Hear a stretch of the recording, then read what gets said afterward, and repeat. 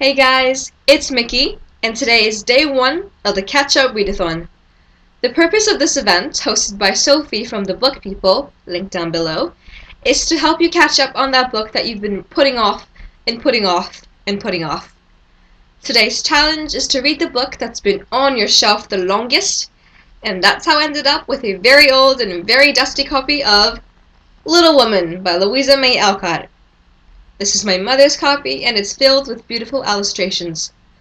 For the last 10-ish years, I've been using it as a flower press. Now, as a reader, I've always felt intimidated by classics. The idea of being stared at by Old English and Times New Roman font terrifies me. But this was different. I enjoyed the 476 pages to its full glory, and I regret waiting so long to read it. I started reading a little after 11 the previous evening, only to finish part 1 well into the night. My sleeping schedule was once again dreadfully messed up, but that's okay because it's still summer and sleep is overrated anyways. What I'm about to say next may contain some spoilers, so if you're unfamiliar with the plotline, it may be best to turn away.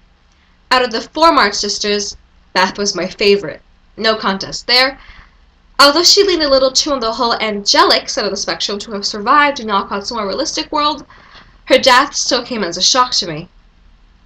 Perhaps I'm simply unwilling to accept the fact that bad things can happen to good people, even in the fictional world. Perhaps the expectation to read about heroes and heroines fighting monsters and slaying demons and winning in the end has become somewhat of a second nature to me, and only now do I realize how flawed my perspective was. There is no real antagonist in the story, except maybe reality herself, but that did not make the story boring. In fact, it made it more real. So if you have not yet read Little Woman by Louisa May Alcott and you would like to try something new, definitely give it a go, and I'd love to hear your take on it. This has been day 1 of the Catch-Up Readathon. I'm about 25% of the way there to completing my goal of reading 2,000 pages this week. Tomorrow's challenge is to read a gifted book, and I intend to make a good dent on A Game of Thrones by George R. R. Martin.